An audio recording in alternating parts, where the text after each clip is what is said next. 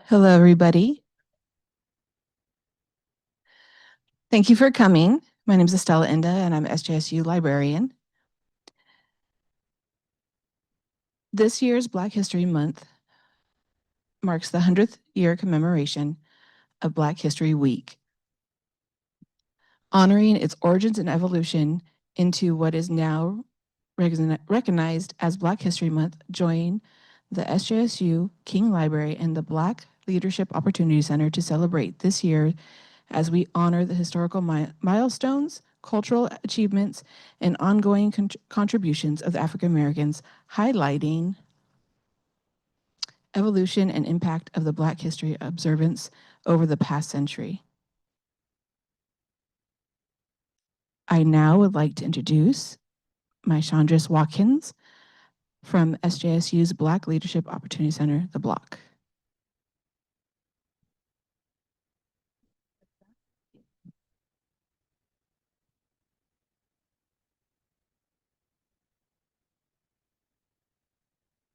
Good afternoon. Happy Friday, Junior.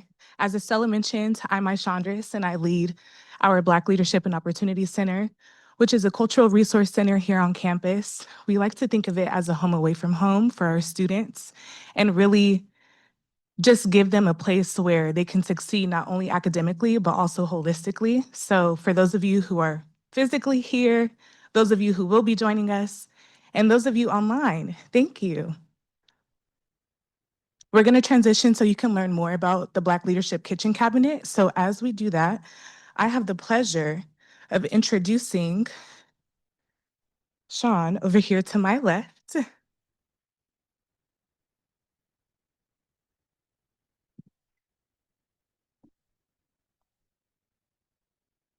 So as I mentioned, Sean is a former middle school and high school administrator with the heart for leadership and mentorship. Today, he serves alongside with his wife, Loriana, as co-pastor of Bible Way Christian Center, which is located here in San Jose. Together, they've been married for 14 years, and they are the proud parents of 4 children, faithfully balancing family life and ministry. So the next voice you will hear will be from him, sharing information about the Black Leadership Kitchen Cabinet. All right. Hello, everybody. Again, my name is Sean Gardier. I am on the chair of the Black Leadership Kitchen Cabinet. I am one of 5 co-chairs. And so I do not shoulder that responsibility and that pleasure alone, but I am the representative here today. The Black Leadership Kitchen Cabinet is a coalition of Black folks, organizations, and allies who are here to serve our community through community building and advocacy. We've been around since about 2008. We serve Santa Clara County. The title is Black Leadership Kitchen Cabinet, but we are not all leaders. We are those who care about the welfare of Black individuals and Black people in this area. We meet monthly on the first Thursday of every month, but our meetings rotate throughout the county as to gain more partnerships throughout the area. If you would like to know more about the Black Leadership Kitchen Cabinet or attend one of our meetings, it is very inclusive. You will be fed. It is a great time. You can go to blkc.org and you can register for our mailing list, and we will get you all that information. You're welcome. I don't know about y'all, but he said, you will be fed. So that includes literally and figuratively. As someone who is Black in San Jose and of course in Santa Clara County, I personally recommend attending. So this is just a shameless plug. This is what this whole event is about, but you'll get to hear more. We do have some wonderful panelists here with you all today. And so before we get into our questions that I'm sure you all are curious to hear, I'm gonna actually introduce who's joining us. So since I started with Sean, I'm gonna keep it going to my left. We have Mark Scott Green, and he is the proud father of 2, a husband, and a son with over 10 years of public sector experience, spanning government administration, policy development, and equity work. He has led the Equal Employment and Opportunity, also known as EEO, programs, training initiatives, and conflict resolution efforts focused on advancing fairness, accountability, and inclusion. He is passionate about dismantling barriers. Think about our name. Thank you for that. Strengthening communities and empowering others to step confidently into leadership and change-making roles. So that is Mark. Can we give a quick round of applause for Mark? Thank you. So now we're going to move over to my right, which is your left, and we have Cupid to the right of me. So Cupid Alexander is a nationally recognized housing and community development leader who currently serves as Deputy Director of Housing for the City of San Jose, where he oversees homelessness response, grants, and data strategy. With more than 20 years of experience spanning Portland, Austin, Houston, and here in San Jose, he has led large-scale policy and built across sector partnerships focused on both equity and economic mobility. A thought leader and writer on housing, race, and community development, Cupid challenges systems to work better for those historically left out while still inspiring the next generation of leaders to build thriving, inclusive cities. Can we give a warm welcome to Cupid?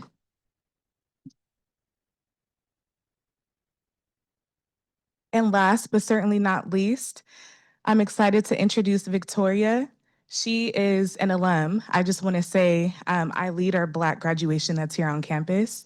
And so seeing how she is successful when she was a student and to now post-grad, having her on this panelist, this is exactly what it's all about. We hope that our future is in this room right now or online. So Victoria Twee V. McDowell, a 22-year-old alumna here of San Jose State University, class of 2025, has performed internationally since the age of 6 as a soloist in places such as Italy, Vietnam, Canada, and chorally in Spain, Portugal, Slovenia, and Carnegie Hall, on stage with Andrea Bocelli.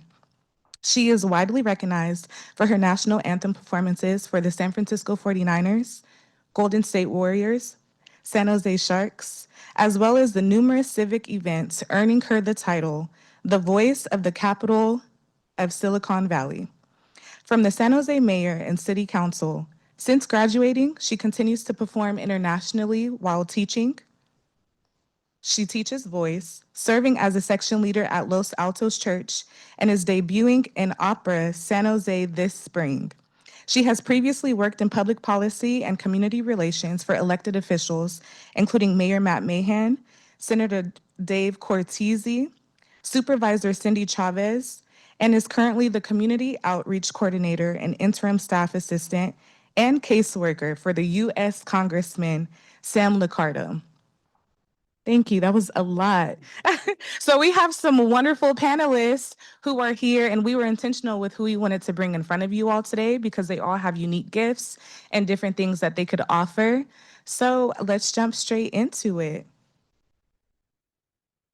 Okay, I think whoever, I would just like to learn more about all of you, and I'm sure everyone here would like the same.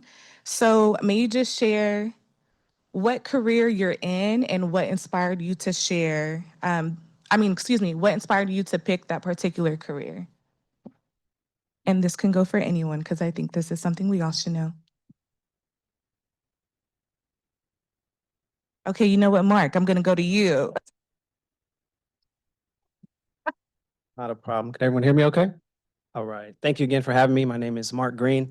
So what inspired me to pick my particular career? I think my situation, some people are very laser focused. They know when they're young what they want to do. My wife, since the 4th grade, she knew she wanted to be an attorney, and she became an attorney and was laser focused. For me, was one of those ones that was all over the place. I switched my major 4 times in undergrad, right? Had various jobs and things of that nature, going from FedEx, working at a middle school, working at University of California, Merced, State Department of Industrial Relations in Oakland, and then at VTA, the Valley Transit Authority, and right now I'm at Valley Water. I'm our EEO and Conflict Resolution Manager, so I've been there for about 9 months. Prior to that, I was at VTA for almost 10 years.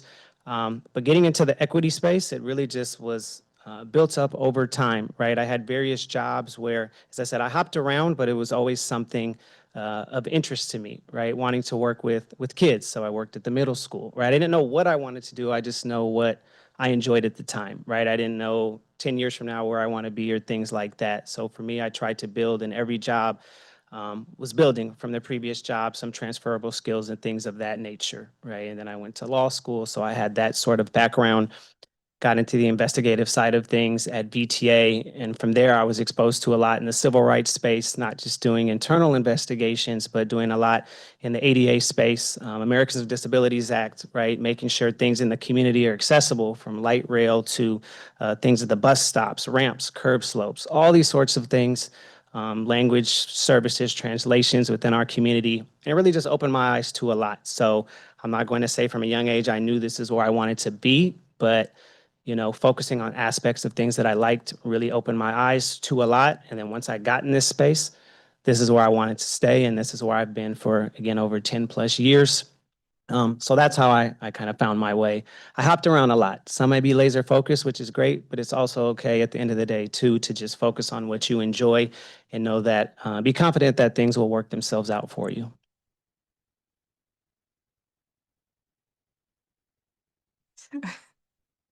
I just wanted to know, I think that's something super important. You did a lot of things, but you did things that you were actually interested in. And so I will always advocate and tell students, your career doesn't have to look one way. It's okay to do multiple things as long as your heart is in it. And that's something that you touched on, pardon me. So I just wanted to elaborate that it does not have to be laser focused, as you said. So thank you for sharing. Victoria, I know you were ready. Green? Green is good. Okay. Hello, everyone. I just to tell you a little bit about how I picked my particular career. I began singing when I was 4 years old, and that was discovered because of my parents and my dad, who's here. He saw me singing one day, and he just knew that it was going to be something I was going to do for a very long time. And so I chose to continue my career in music for as long as I did because it's something I love, and it was a great outlet for me to express my emotions and express myself and also convey stories. And I think that's really important.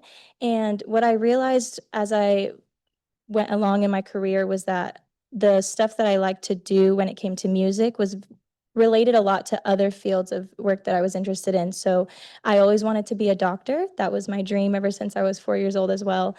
And one thing that I would recommend to anyone is to always really get a good glimpse of the different fields of work that you're interested in. I went and shadowed many nurse practitioners, many doctors, and I still was fully in love with medicine. And I shadowed a doctor in a medical office and ended up interning there for about 2 years. In the summertime, did about 200 hours there.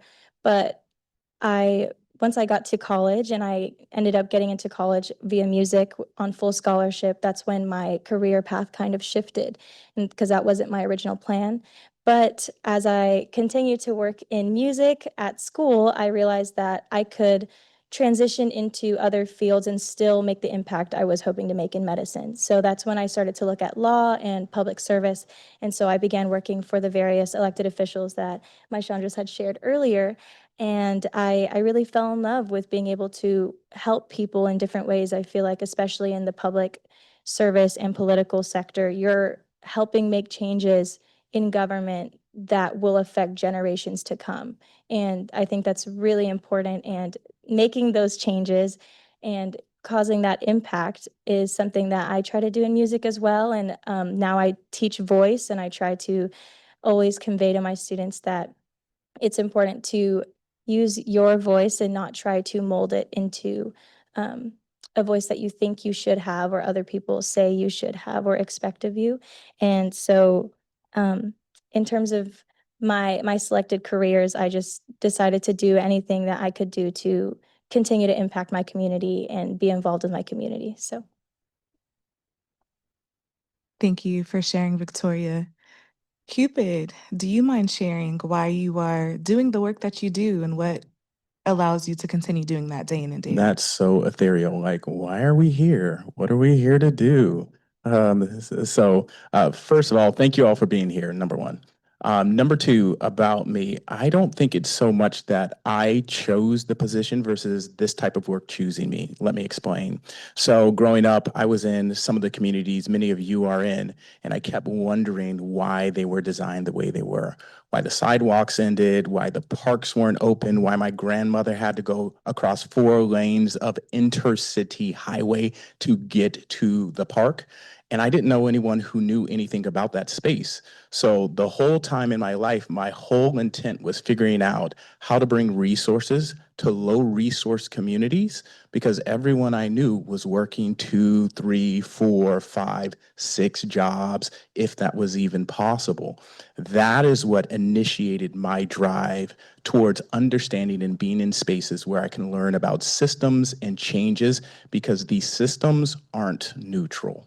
They're not neutral at all. So once I knew I wanted to do that, I just focused on anything that I could do, any space that I can be in, to understand what came to be known to me as community development. So I started off as case manager. I was a terrible student. I was a student athlete. I was a terrible student. I wasn't paying attention. And then maybe my senior year in college, this guy came up to me and he was like, you gotta focus. And so I ended up focusing. I went to grad school twice at night while working. So those of you who are non-traditional students, it can happen for you at any point. I am a testimony to that. I know the pastor is here, so I ain't gonna preach, but I am a testimony to that, because my journey came with a lot of learning. And that learning showed that some of these systems, as Victoria was pointing out, they can sustain a community, but some of these systems need to be broken, changed, and fixed.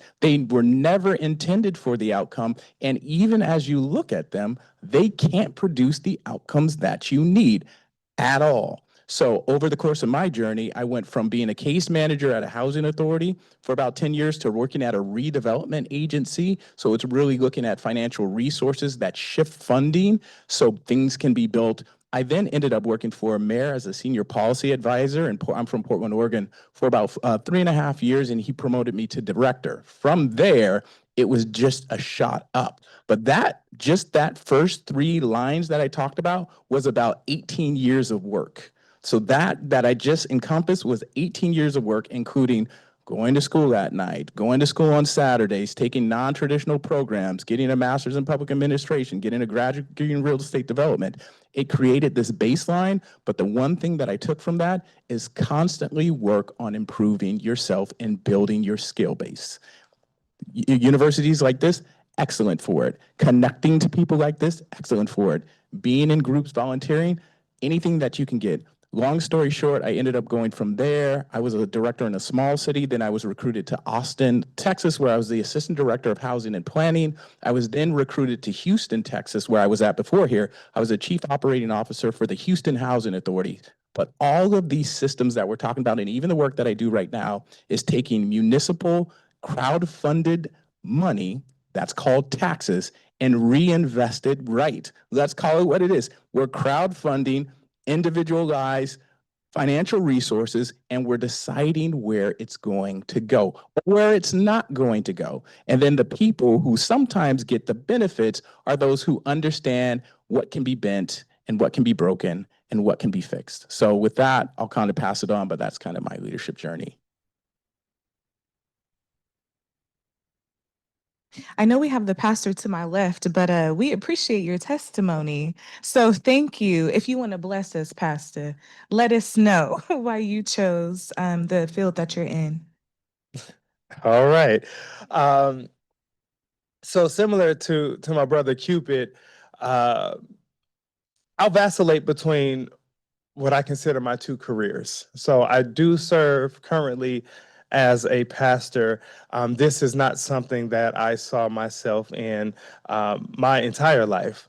I would say approximately 8 years ago, my late bishop, he approached me and said, Sean, I believe you're the next pastor of this church.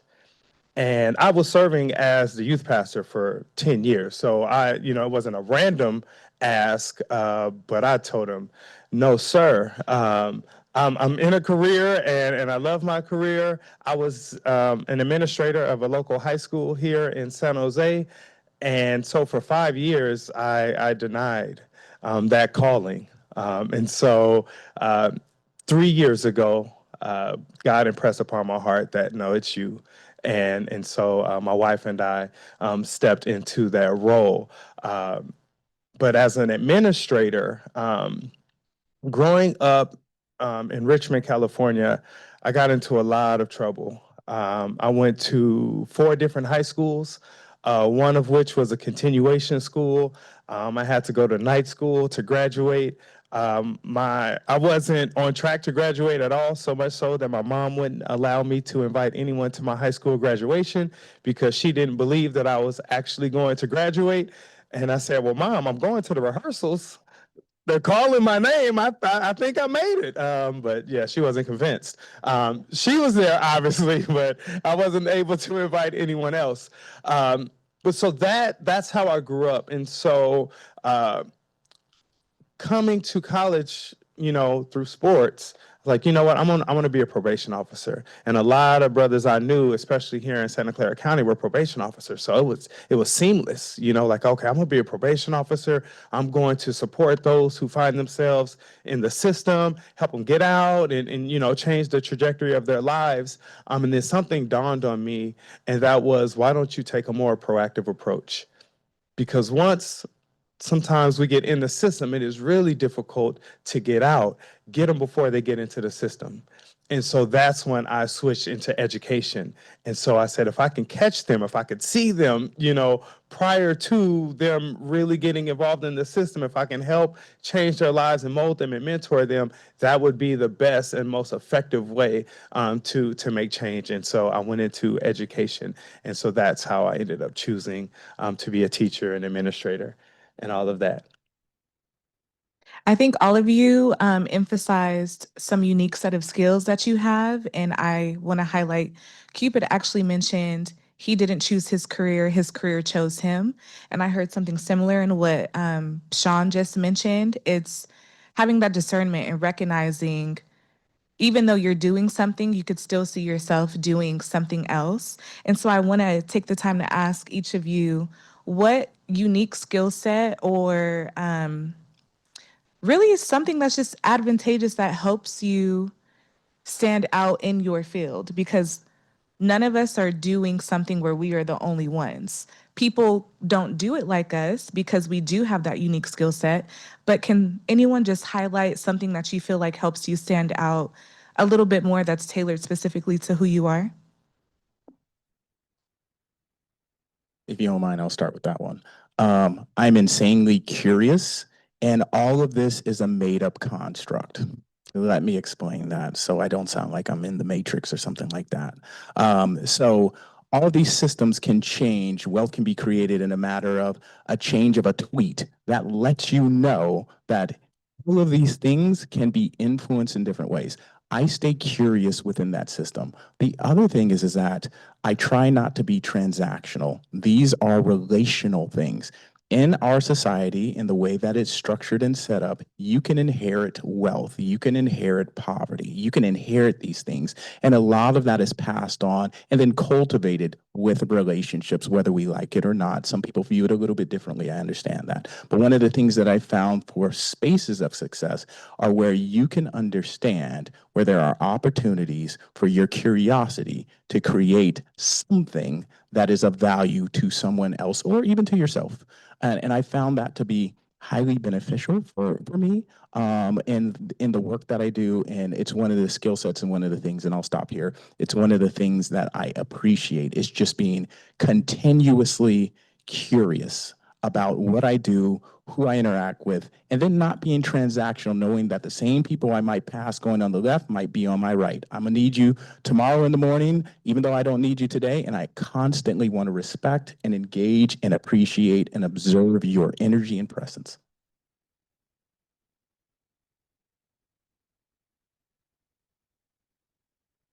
Well, my answer is going to be a little bit different in terms of my skill set that I want to highlight. And the reason why I want to highlight this skill is because it was something that was kind of a stepping stone for me to be able to expand my career to do more good.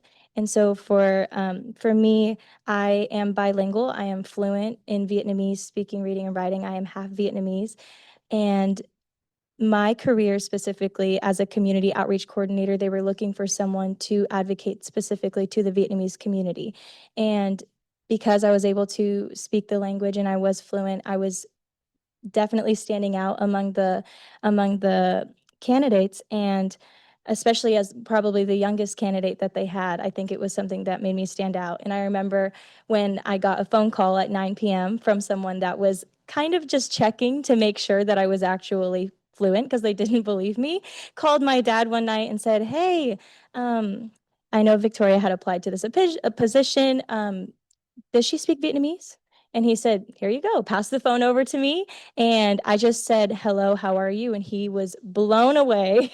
And he said, "I can't believe that your accent is so good," all these things. And once I was able to assume the position as community outreach coordinator, I made it a point to my district director and colleagues that I was going to expand my outreach to the African American community as well as other communities, because I didn't think I was really fulfilling the role completely, only prioritizing the Vietnamese community. So I made sure to embrace the position fully and expand it in any way I could. Thank you, Victoria. I think something that she said is worth being noted, because when we think about our unique skill set, sometimes we actually think outside of who we are innately and something that we've had to learn and obtain. And so I think that that was a beautiful reminder.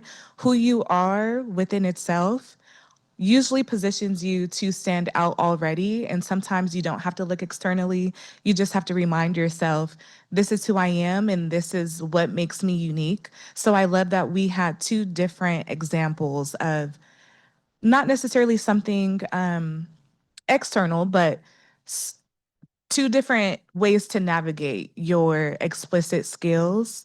And we only have room for one more. Is there anything that's pressing that you all feel like is a skill set that is just advantageous in your career? Mine will be more important than his. Oh. I'm not- No, this doesn't. I would just say, I mean, I just want to highlight really quickly that I think everyone has a unique skill set. Sometimes it may come maybe more obvious to some or come at an earlier age where you know what it is, but all of us have some sort of unique skill set. It's just about, making sure you find that, right? For me, I wish I could sing. I wish I had some of these that can sing. You can sang. But to me, attention to detail has really gotten me far in my career. I work a lot in the compliance space, state, federal regulations, a lot of things going on. Attention to detail and what we do when it comes to funding, those sorts of things, right? And just building trust with people that you work with. When you have attention to detail, people can rely on you. So I feel like that has taken me very far in my career. Thank you, Mark. I do want to honor, this is Black History Month, and let's be mindful. This is exactly why we're here, because we recognize that we do have to break barriers, myself included, and I'm sure other people as well. So while we are talking about things that help us stand out, I also want us to take the time to share, how is being Black in your career affected your career at all? This is something that I would like to hear from everyone, if possible, because especially we're local. I know we have people who are from different states and who may not be from the area, but living here and being successful, not only as an employee, but as a Black employee, is different. And I want us to highlight that and to talk about that. So I'm actually going to start with you, Sean. Let's go.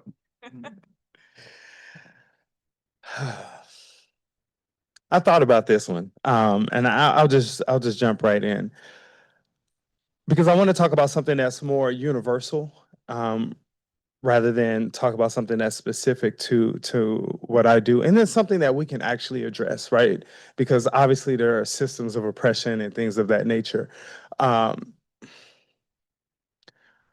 When I think of like college sports, the best colleges, right? Your Alabamas, your Georgias, your San Jose States. So, I had to throw. I'm an alumni too. I had to go ahead and throw us in there. Amazing at sports. They do a lot of things great. Schools have a lot of money, and then when you look at HBCUs, the athletic programs are not as good, not even close, right? As far as performance on the field. And it boggles my mind, how is it that 90% of the players are Black, but then the schools that serve Black students struggle to field a team that is competitive? And so when we talk about like power building and we talk about community building, it has to do with the people. It has to do with what you're able to generate. It has to do with those resources. And we can understand that these athletes choose to go to these schools because the bells and the whistles. They have more, right? But that was in place. It's like they didn't earn necessarily all the things that they can give you. Like those things were in place. And so then we choose as a people to go and to support the bells and whistles versus those that probably supported you throughout your journey, got you there, and then you go and choose an institution that will probably thrive with or without you. And so as someone who represents an institution as well, we see the same thing, right? Whether we talk about in church, right, where some of our best talent, some of our best musicians, some of our best everything, administrative, like all the resources, they will choose an institution with the bells and the whistles versus an institution that has probably supported them, that has a mind, right, to reach out into spaces where you live and where you exist and where you struggle and support you. But once you have come into your own, you choose an institution that already has everything. Right. And so when it's not specifically, I guess, me being Black, it is just Black institutions that are not supported by those who they have supported throughout life. And then as a Black leader, we know it is easier for our people to go support leadership of a different race or ethnicity than it is for a different race or ethnicity to come and sit under the leadership of someone who is Black. And so just generally speaking, those are some challenges institutionally that I think we face and I think we should become more aware of as a people.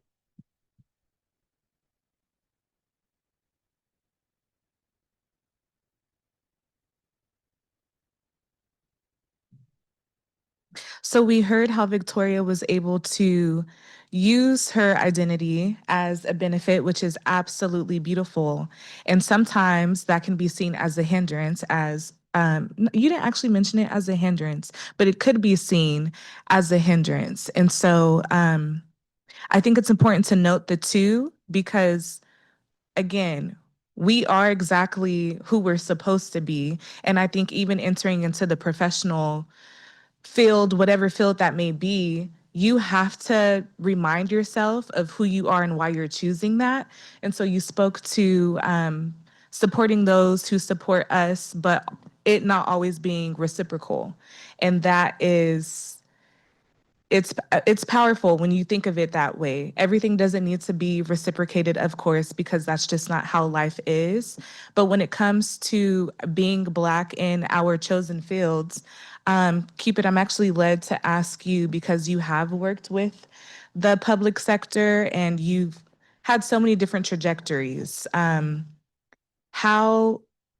was it either a hindrance or a benefit to you showing up as a Black man in this space? Yeah, and I want to give Pastor Sean's response some room to breathe because I really appreciated it. And I want to acknowledge something in this room. It's like, it's hard to talk about these things in institutional settings the way that the United States is set up right now. So I know so many of us leave these spaces, and even us on this panel are watching what we say because it's a live stream that will be shared, and we have to really be thoughtful about our words. So I do want to put that out there, and I do want to recognize that. But at the same time, I'm going to stand in the diaspora and everything that it's meant to be, which means for me that Blackness is a lens. So I use it as a lens of determining where resources are and aren't for all deserving people. And I think that many of us come into these spaces and we recognize that if you've been working this whole time, but funds have been redirected out of your community, it is hard for you to accomplish the American dream.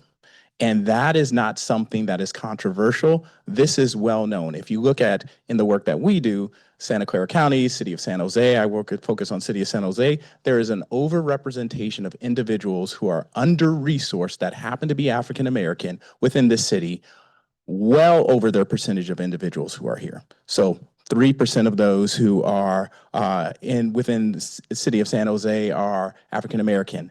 Nearly 20% are the unhoused population. You're like, how? It gets to Sean's point. You're like, how is this happening? So I think part of the lens that I bring and what Blackness prepares me for is the identification of pattern recognition where investments have not gone. Just simply, I'm saying these people pay taxes. It doesn't seem like money is being redirected into their parks, their schools. It seems like every single time, because they do not have political power, highways go over and just demolish their neighborhoods, right? They don't have the history of investment being passed on generationally. And we already mentioned that this is a system of inheritances. So a lot of people have seen wealth despite the efforts. And I think that that's how Blackness shows up for me in a very practical way, where I'm saying, okay, I know that there's this history of pattern recognition, and there seems to be disinvestment intentionally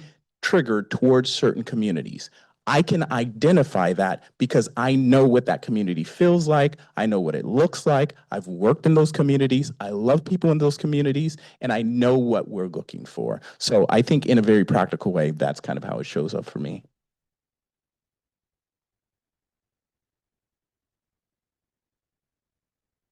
And I was going to say for me too, I think it definitely shows up for me like it's a, I always look at it as I don't want to dim my light, right, in the workplace. I should show up who I be able to show up as I am, right, and be comfortable with that. And the reality is too, especially over the last, I mean, it's always been this way, but highlighted even more the last 5 years or so, there's been so much going on, so much has happened, so much plays out in the media, so much is said, right?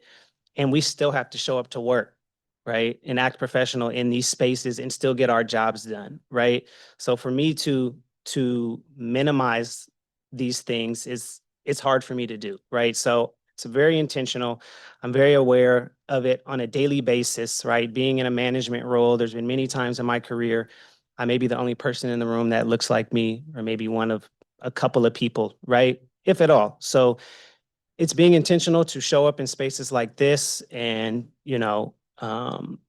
be willing to mentor people, to provide guidance, to help, right, in any way that I can, because it is a reality. I don't see black and white, I just see gray. That doesn't work for me, right? Because the reality is that's not what it is, right? So in my opinion, that's not what it is. So for me, it's something every day, and I'm very intentional about how I show up to work, my work product, things like that. Perceptions are always going to be there. Biases are always going to be there. People are always going to have that regardless of who you are. But you can never question my integrity, my work product, how I am in the workplace. So I'm very aware of it on a daily basis.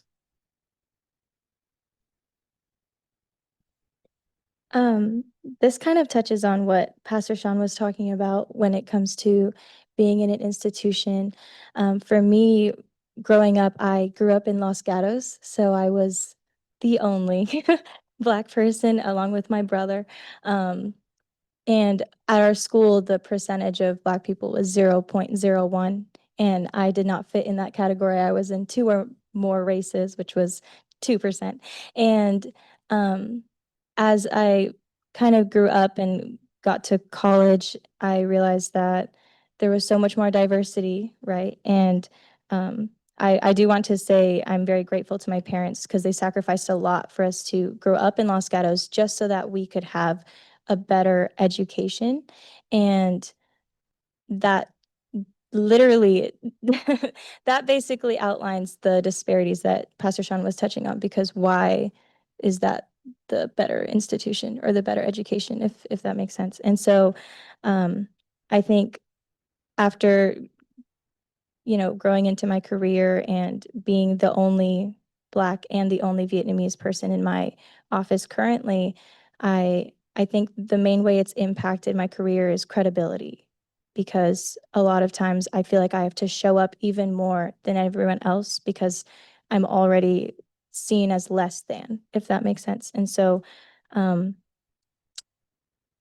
it comes to credibility, a lot of times I've been told before that I was a DEI hire or someone that was chosen only because I was Black or only because I was a person of color. And I think it will always impact my career, but breaking through that barrier is the only way to eventually become not the first or the only, but making sure that we're not the last in that career or in that workspace. Yeah, that was good. Okay, Victoria. Because we do recognize that being Black impacts our career. And I love that you even touched on a barrier that you were able to break through, because that's exactly what this is about. I love puns, y'all. So I'm sorry. Our name, Breaking Barriers, is intentional because we recognize that barriers are being broken day in and day out, whether those are touched on or not. And so I'm fortunate enough to get to work alongside Black people every day. And I'm reminded of that because when I step outside, I'm like, okay, so where everybody go? Like, I forget that I'm myself at an institution that only has 3% of us. And so I would like to know, how do you all find community in your career? And if it's not in your career, that's okay too. If it's in your personal life and you have to seek that elsewhere, that's okay. But do you mind sharing how you found community in your career or in general?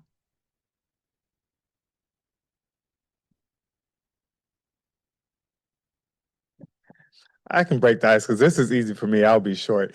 Well, church. Uh, that's that's how I found community. Our church is a decent size. Between like 200 and 300 people, right? And so there are people who move in to California and then they come to our church and like, oh, this is where all the Black folks are. Like, yeah, that's us. And there's a couple other churches locally.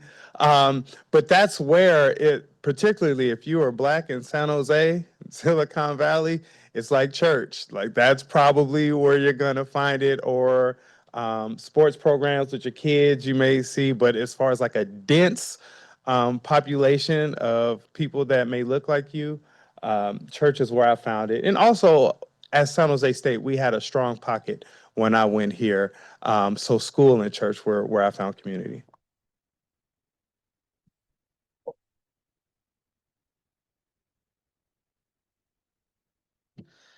Mine will be really quick. I mean, to be honest, and I'm not just saying this because it's BLKC, but through the BLKC is where I found a lot of connections.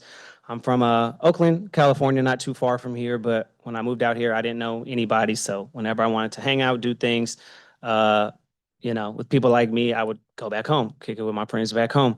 And going to the BLKC meetings, I was doing it through work, through VTA, some of the community engagement and things like that. And I had met people through there. And then obviously a lot of you are familiar with Jamal Williams, right? So I have to give him a shout out because he connected me with a lot of people, basketball leagues, things like that. So now I have a lot of friends in the community over the last few years, and my experience here has changed a lot. So, being able to find those connections, there are groups out here. I know it is a small percentage of us out here in this county, but we're out here, right? We are here. You just have to find us. And BLKC is one of those places. So that was definitely helpful for me.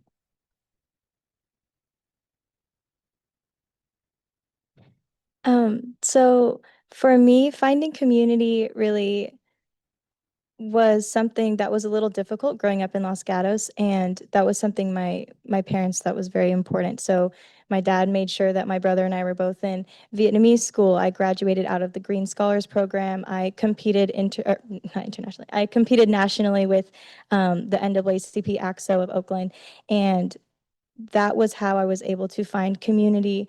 And as someone who's just touching on the fact that I'm mixed race, I felt like I didn't always belong in those spaces either. And one thing I realized was that sometimes you don't always have to find community, but you have to build it so that people after you don't have to look so hard. So they can find it much easier when you build that community around you. I'm going to stop speaking after her because she stole the answer I was going to say.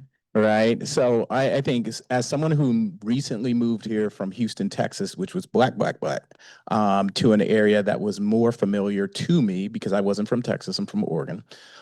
So I think part of it is going to be finding the groups that already exist. So churches are good, networking groups are good, definitely BLKC, but you also have to build from where you're at.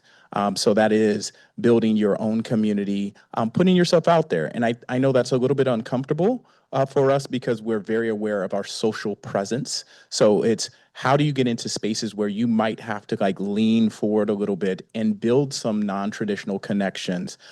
So you might have to go into the African diaspora kind of conversations to build that familiarity for yourself and really, really understand that like you are deserving of community, you are a part of community, and you can build community. So I think that that's one of the challenges that I challenge myself with, and I've been received really well here, but I think that's something that's ongoing. Any space that you go to, you're going to not know a barbershop, not know where to get your car washed, not know where to pick up groceries. All of these are community hubs, and then really connecting with those communities, putting yourself out there, and then building it if you need to, or connecting with individuals who are already a part of the community and see if there's connections there too. And really quickly, I just want to give a shout out to the African American Community Service Agency.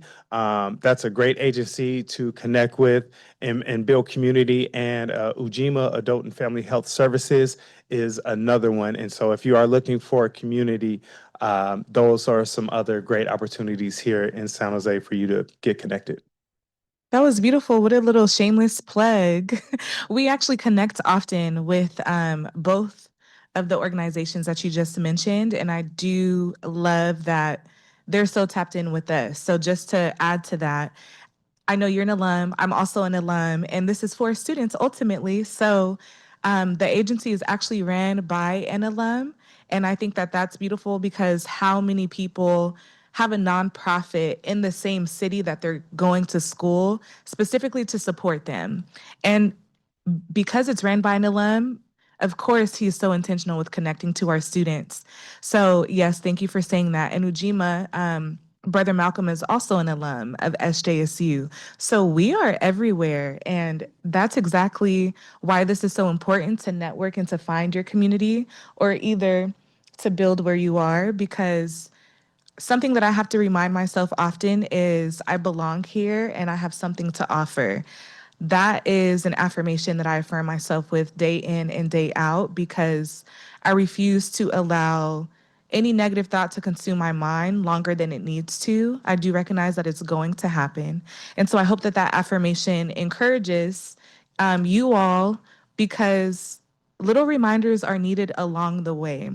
And so I would like to ask, what advice do you all have for the next generation of Black students, Black people who are going into their career and finding their footing in the professional setting? What advice or words of wisdom would you share with them?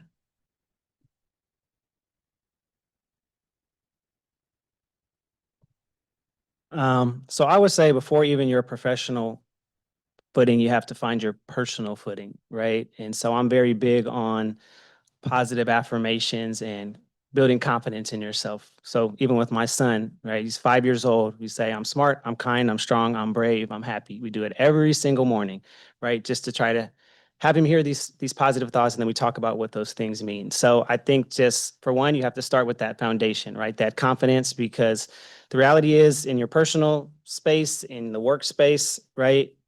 Your confidence will get knocked sometimes for whatever reason it is, and you have to be able to get through that, right? Self-confidence, the support of others, family, friends, whatever that may be. So I think that is something that I always try to reiterate and reinforce the importance of that to not just the younger generation, but just anyone, right? And then as far as the younger generation too, I always encourage you to be a leader. Like there's leadership, it comes in many forms. It doesn't have to be in the official title. I'm sure we can all think of people or, there's people in leadership roles that are not leaders, right? Right? So there's many ways to lead. Lead by example, lead in your day-to-day, lead in your community. It doesn't just have to be in the workspace. So again, there's various ways to lead, to show integrity, to be honest, be genuine, be passionate with what you do, helping out your community, things of that nature. So that's something that I would always suggest. And then two, just have fun with what you're doing. As I said, I hopped around a lot, right? But have fun. Life really is short. You got to enjoy the journey as you go through this process. There's so many things that will stress you out, stress us out in life. So you want to always make sure to try to find that balance as well.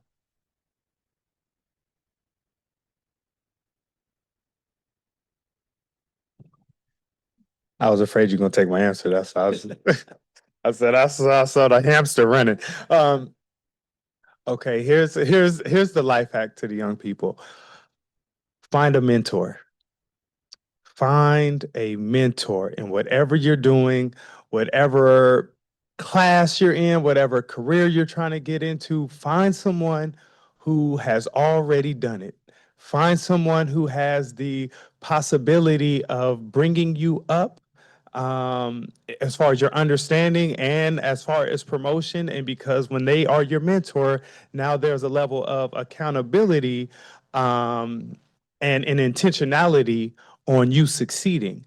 It's a divine kind of method for success. In my spiritual practice, it's called discipleship. Like, this is the method for success within our faith is discipleship. That is mentorship. That's what we call in the secular world mentorship. Isaac Newton said, "If I have seen further than others, it is because I stood on the shoulders of giants," right? And that is because I can do more with those who have already done it. And so I just encourage you, again, whatever space you find yourself in, whatever career you are in, find a mentor, find someone who has done it before and ask them to bring you along. That is the life hack to success. I'm so glad he grabbed the mic before because he did hit on one of my 6 points that I had for individuals. I had to show. I was like, okay, this is the benefit around being around a good environment and wise people. It just escalates and it identifies and it clarifies some of the things we already know and we hold dear to ourselves. I see many of you in the crowd nodding. These are all things that are reminders because you're inherently there. So here are 6 things that I think are beneficial. Number 1, master your craft. Remember, competence is a form of protection. Know what you're talking about and continue to build on that. Number 2, don't confuse visibility with impact. Build your skill before you chase these platforms. How many times do you see someone with a microphone on a stage, sitting in an orange chair, don't know what they're talking about, right? That could be me, right? But I think we have to put some impact to that visibility. So just because someone has a podcast, everyone has an opinion, does not make them an authority on it. So make sure that you are building your skills before chasing these platforms. We see this in some of the jobs we go to. You're like, how did they get in charge, right? They don't know what they're talking about. I think that's one of the things that is key. Another thing is rest is not quitting. Exhaustion is not excellence, and don't buy into hustle culture. You got to take care of yourself. I wrote a whole book about this more recently called Meant to Stay, Notes on Holding On When the World Moves Fast. The intent is that you deserve time off. In our Blackness, there were so many people who were told they could not rest. Refuse that ideology. Take care of yourself. Joy comes in the morning, right?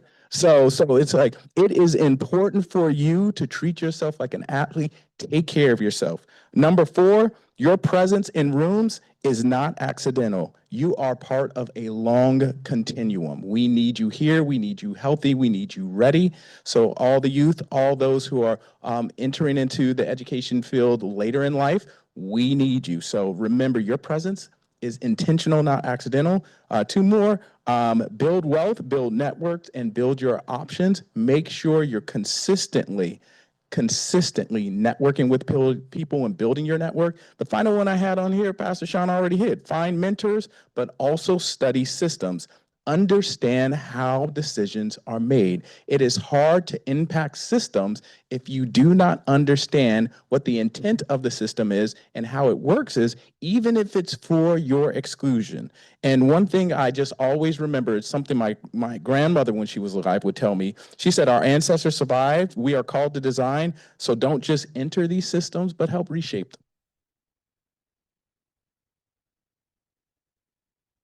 them. Hard to follow that. But my advice would be knowing the worth of your accomplishments. I think when you're one of few in a workspace, a lot of times your successes and your mistakes are amplified. So really knowing the worth of your accomplishments and feeling confident and proud of yourself is so important. I think building relationships across differences is so important because sometimes, like for me, for example, the people that I've been able to network with and eventually get to the career I'm in now helped me open a door to better impact my community. And so that was my second one. And then the last one would be don't let your education define what you can do in your career. I I got a degree in music and I'm working in constituent casework on a federal level, and I've worked in public policy and many other things, and I've been able to explore so many different fields of work. And so I think it's important to really just strive for what you love and know that you can eventually get there, and your education doesn't have to define how far you can get.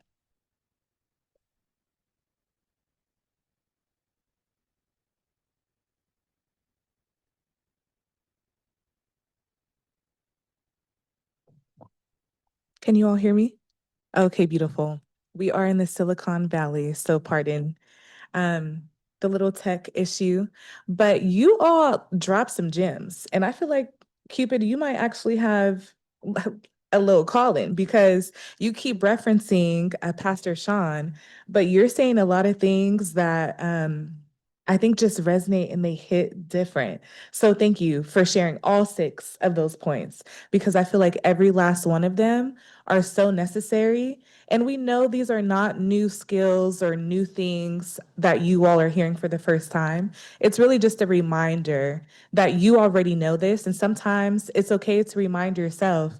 Of course, having people cheer you along the way is beautiful, but you have to stand in the mirror and affirm yourself the same way that Mark said.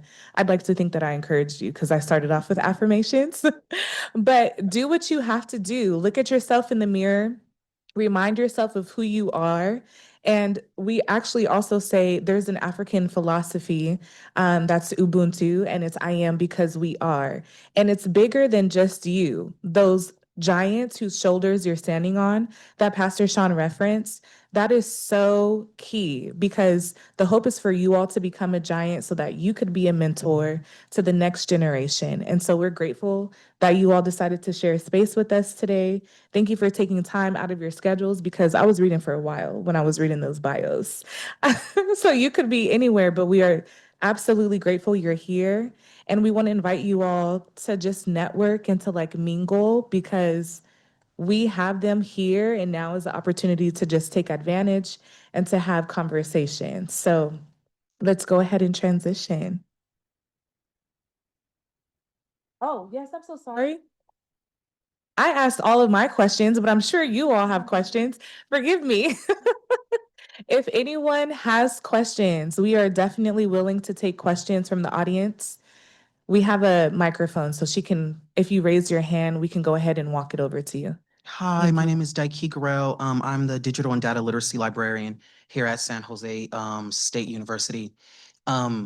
Y'all talk, well, thank y'all. First, thank y'all so much for coming and speaking. It was very, very good. I love it. I have a question specifically around the vestiges of slavery and colonialism and the ways in which you in your everyday life, not life, but work specifically, like challenge those things or how those things may come up. I think there's a quote that I'm remembering, not a quote, but there's a saying that I learned when I was in undergrad, specifically about we are our ancestors' wildest dreams. And I try to remember that, you know, as I like navigate the world and consider rest and things like that. And I would love for y'all to expand more on how those histories not only impact but influence alternative ways of living and being. I think that is the question. So one of the things as we unpack the question that you asked, which is a very large question, is the central organizing principle around how our society and communities are set up. There were people historically that were considered property. The history of that property and the transfer of wealth and the identification of how we're going to support those people are what we consider community development. Mark was bringing this up when he was talking about all of the curb cuts and the ways that we make space for other people, and even the consideration of how we are going to be funding things, which Victoria works on as a constituent specialist and probably interfaces with quite a bit. I still think that there are parts of that conversation where America is uncomfortable about speaking about, right? And so how that shows up is you then feel uncomfortable of, is it that moment? We work with social equity deliverables, but sometimes you're like, is it pushing it far enough? When we know at our core, it seems like we're working and not getting the reinvestment into our communities to build high quality lives that year over year at every intersection improve the quality in measurable ways. And I think that a part of that conversation is ground truthing it in something that we know, which is that this should serve everyone, including Black people, better.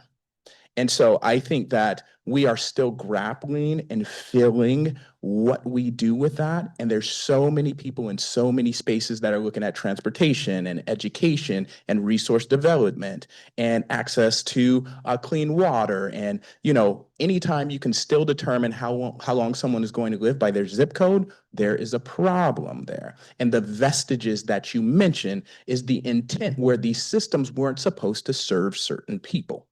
Right. So if you look at The Warmth of Other Suns by Isabel Wilkerson, or you talk about Howard Zinn when he's talking about all of the intention behind how America was set up in the United States, and I mean, it is a wonderful book to go look at. But when you even read around Michelle Alexander and the New Jim Crow, all of these systems show that unless there is intentional change, it can't lead to that outcome. And those systems are the vestiges. You have to have a system that carries either advantage or disadvantage where there's no need for an active actor.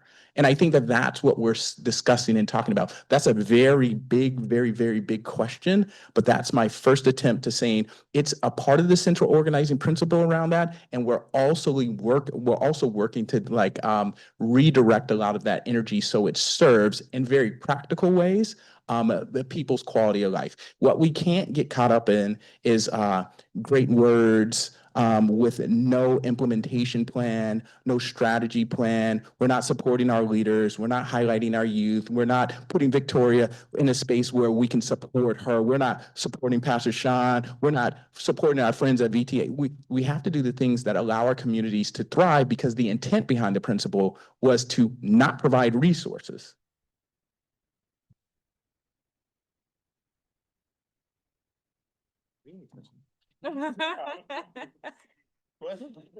Thank you for your questions, Ike.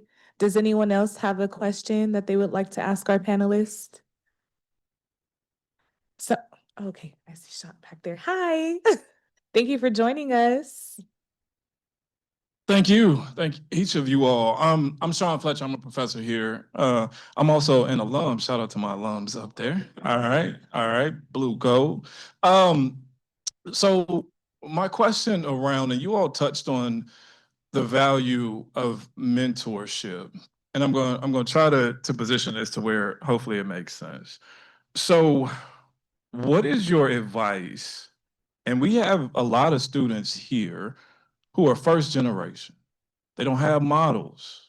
They don't have models not just on the parental level, but the support village level also to navigate many of these spaces that you're speaking so eloquently and digging into the levels and complexity of. But also on the flip side, you mentioned the value of mentorship. And it struck a chord with me because then my mind goes to that's a two-way street. And even those of us who want to make ourselves available to be a mentorship, we also are plagued by the cultural taxation of I got to be everybody's mentor, or else I feel some kind of way that I'm letting down those that I just mentioned to you.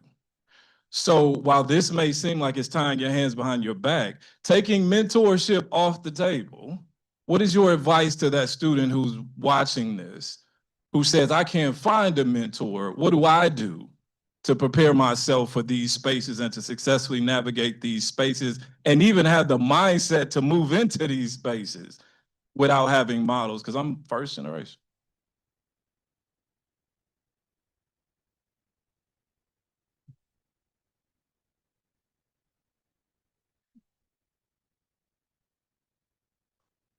No, I didn't.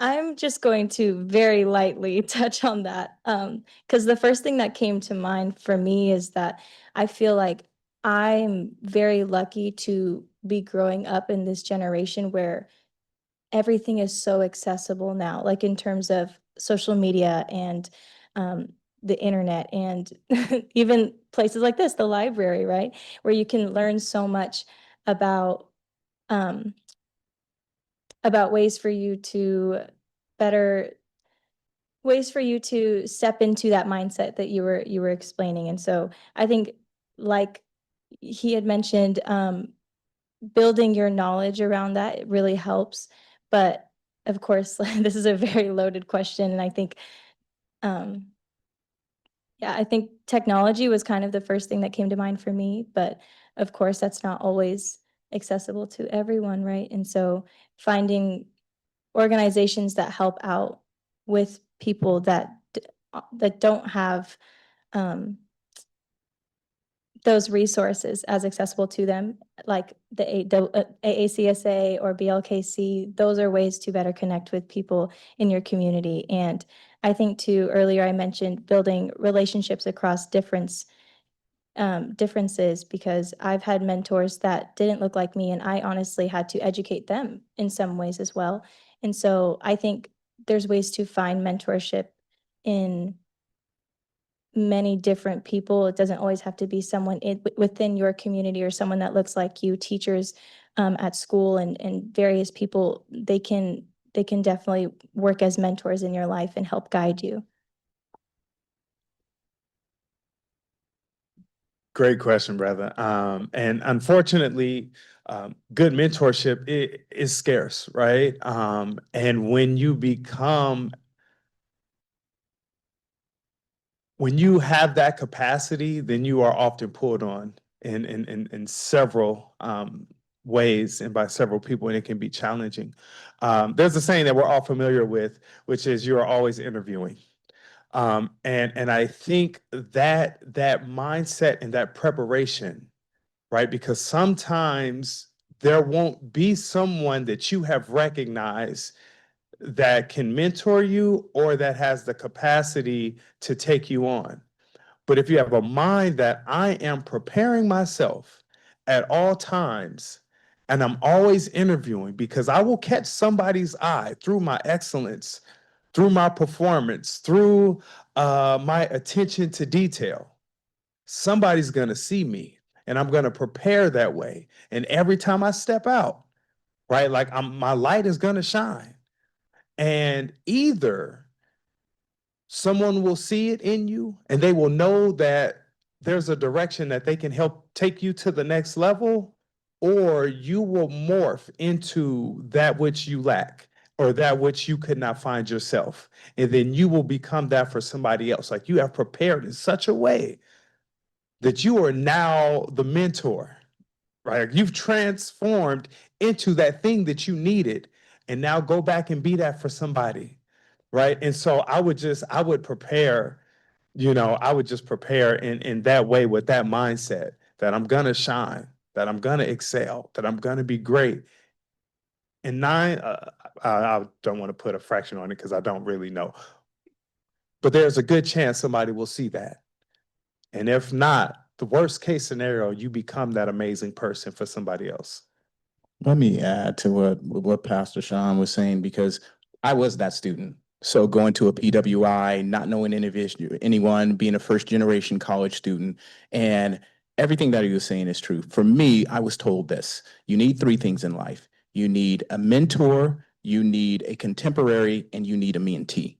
Now, if you cannot find a mentor, get a contemporary, someone that you can engage with that helps you build this skill set, right? If you can't find a contemporary, find a mentee, someone you can build with, and you're going to be learning that whole time also. So, in the idea, David encouraging himself, you have to be mentally prepared. And part of it is that these students are already coming into spaces where they competitively had to get in the first place. So there's some sort of fortitude that I don't want to overlook, but in preparing them and authorizing them to be them full selves, I would encourage them to find a contemporary, find someone, because these institutions will find them. The Army will come and find them. Like we talk about community development, and we like gangs, they didn't wait for you to join. They come find you. It is not, they are affirmatively looking for you to be a part of this. The Army is always willing to have you come in. So I think part of it is going to be connecting with a group, whether that's going to be some mentors. If no one has the capacity, totally understand. Find a contemporary. If you can't find a contemporary that you can kind of channel your energy with in the same space, find someone who you can mentor. Those are practical actions. It might not solve that internal need, but it will build the internal skill set.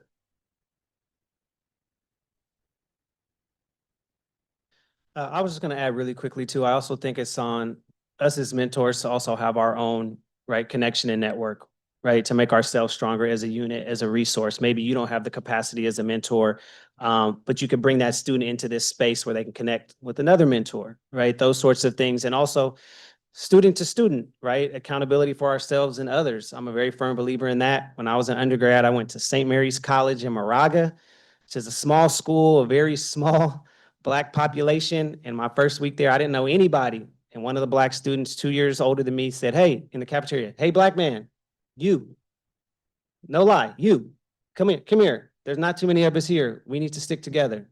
It's one of my best friends to this day.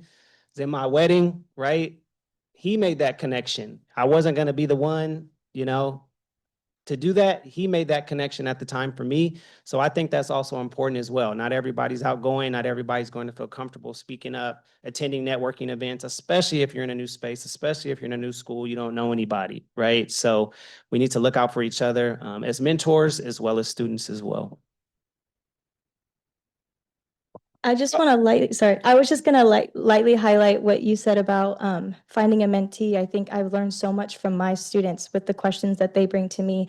I've become a much better teacher, a much better mentor to other students. And also I've been able to learn so much that I've been able to bring up to my mentors and say, how can I be better at this? And so I think just always, like you said, always feel like you're interviewing, but always feel like you're learning from every interaction you have. I feel like I'm always learning something new, and I'm able to bring that on to either my students or to my mentors.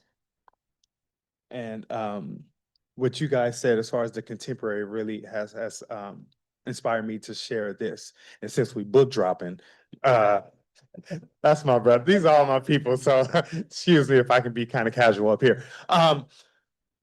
So there's a book called Whistling Vivaldi. And in this book, they talk about African Americans in college institutions that were not doing as well as their contemporaries. And so they wanted to, they did this study like, why are our Black students academically not performing as well, right? Like we know cognitively, like there's no reason why our Black students are not performing as well. And so they did this study and they found the one variance that really made the difference. Do you guys think you know what it is? Why they did not perform as well as the other students? I'm sorry, this is how I preach too. I ask questions, right in the middle of my sermons. I started asking the congregation questions. They did not study in groups.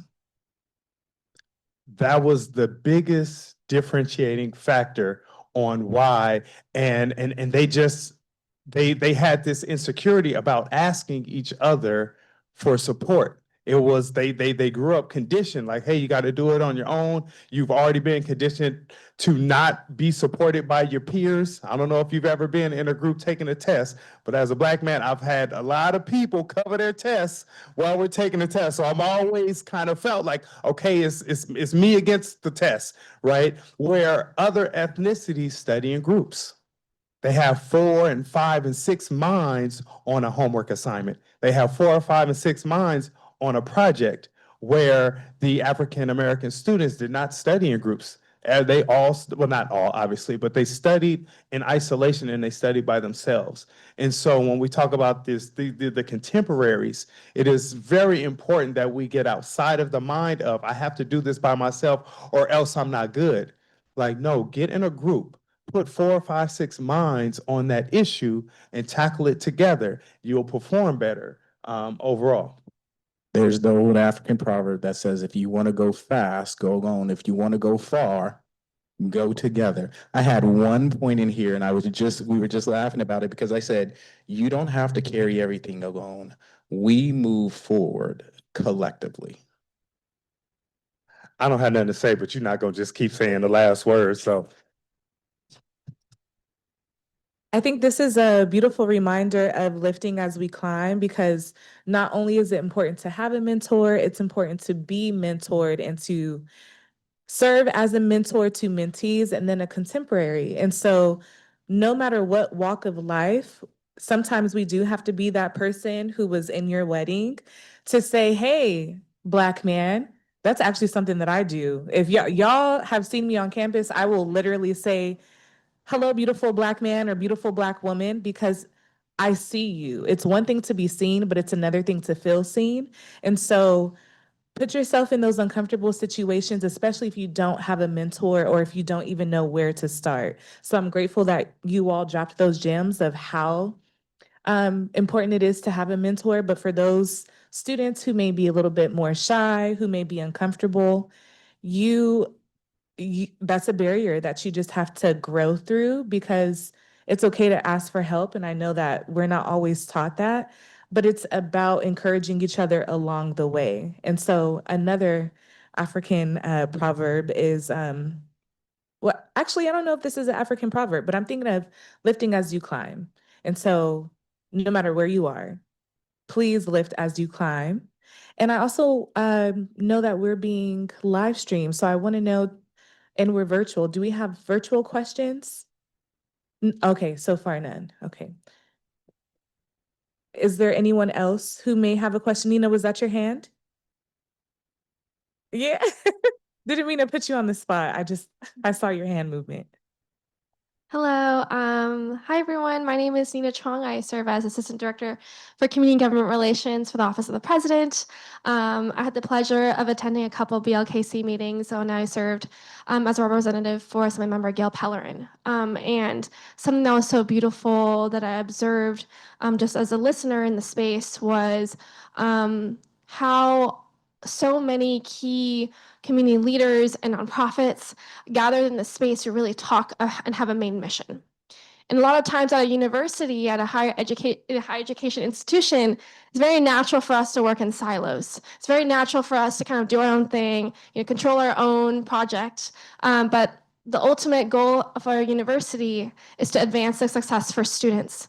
And something that I've learned and I've been contemplating as a former staffer, government staffer now working for an institution like this, is how different the different paces that institutions work in. Versus, in government space, it's so fast-paced moving, but you're always centered in community because you're addressing the constituents. And my kind of epiphany is that at higher education, it moves way slower than government. So my question is for all of you is, how have you learned to navigate bureaucracy and institutions to still stay on the main mission?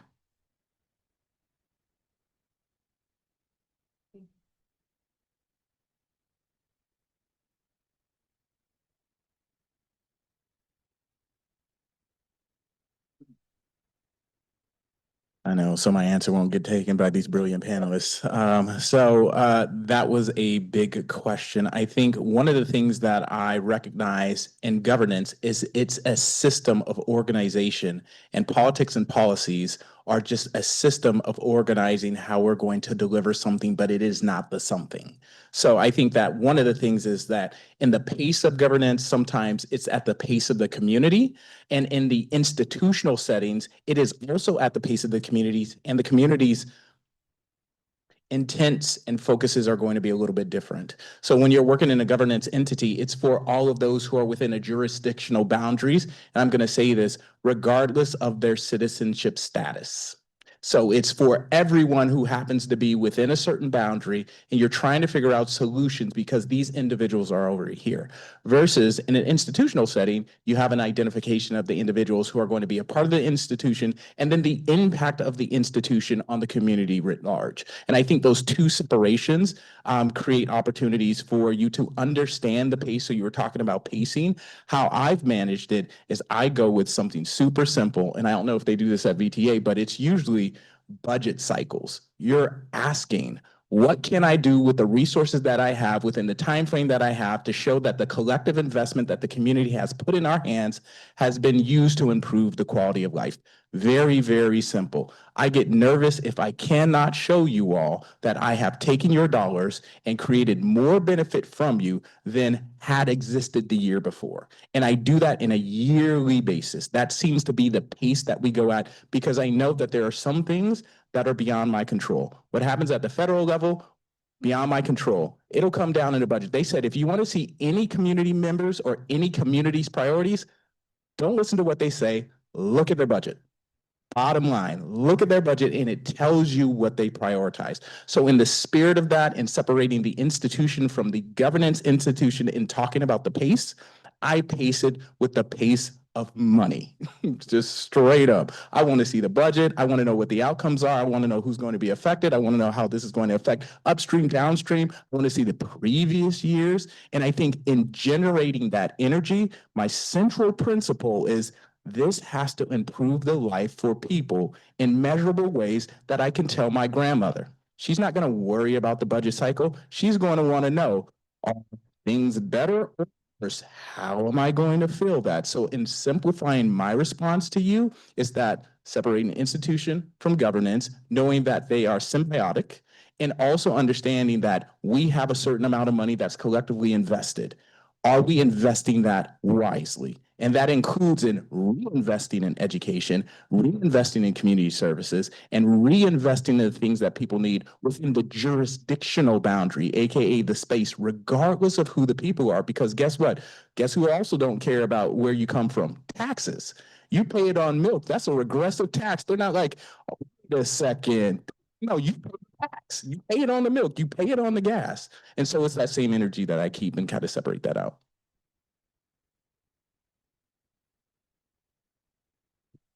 I would be remiss if I didn't take this moment to just thank you all for your investment in our students, because investment is necessary, but it also looks necessary in different facets. And you all are here taking time away to invest in our students. So we just appreciate that. And I know it's been a few questions. We do have some good food. So I also want to make sure we have time to eat, to network, to mingle. So if there's any last questions, or if a panelist just feels like there's something pressing on their heart that they would like to share, I am open to taking that before we transition into some fellowship. Good focus. Good. You don't understand, this is rare. I'm okay, thank you. Yeah, I'm walking away with not too loud.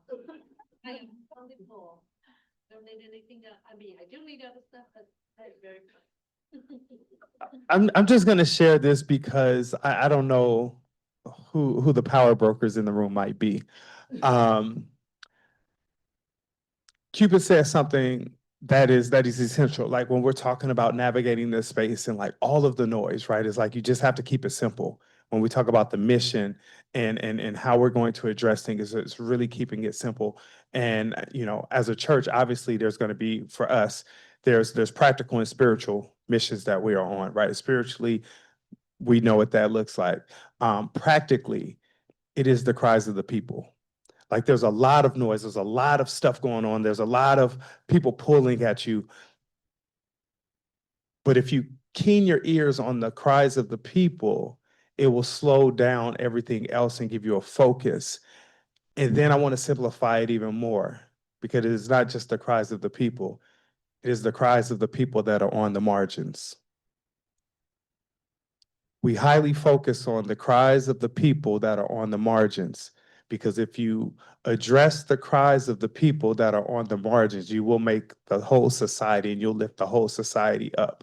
And so that's how we stay centered. That's how we stay grounded. That's how we stay focused through all the noises. We hear the cries and we listen for the cries, but specifically we look for the cries of the people on the margins. And again, those who may have power and influence in this room, I would encourage you to do the same. It's a lot of people making a lot of noise on what they need. But if you listen to the cries of the people and the cries of the people that are on the margins, you will do better by our society as a whole. Thank you all. I recognize that you all had different barriers that you had to break through that even possibly made you hesitant to come today because of the questions that we're asking and the type of information that you are sharing. So thank you. Before we transition, you mentioned you're an author and we are in the MLK Library. So I just want to give you a moment to highlight your book.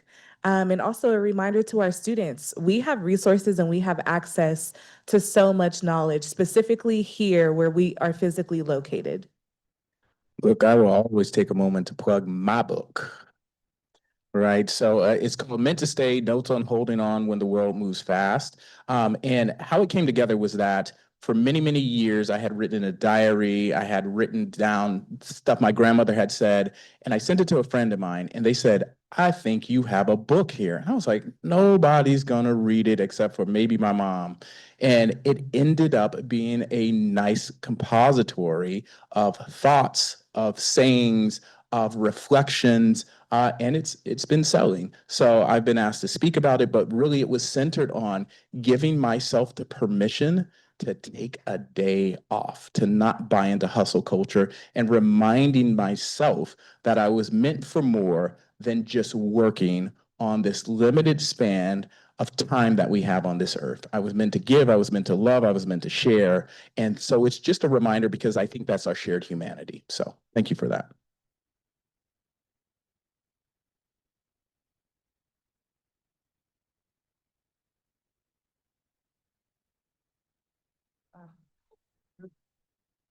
I mean, Victoria, if you feel led,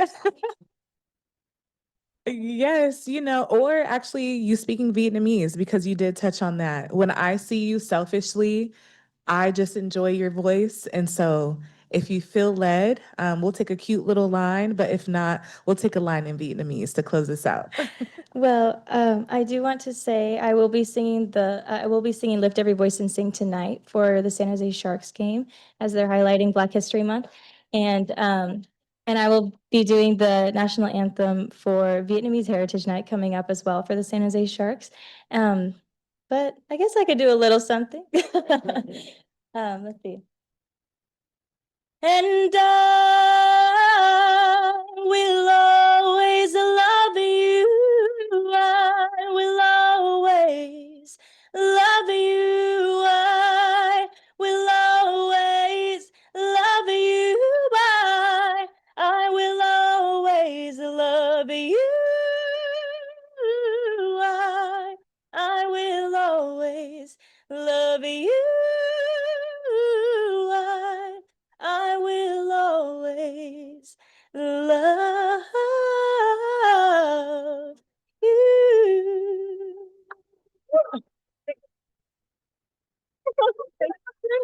Thank you.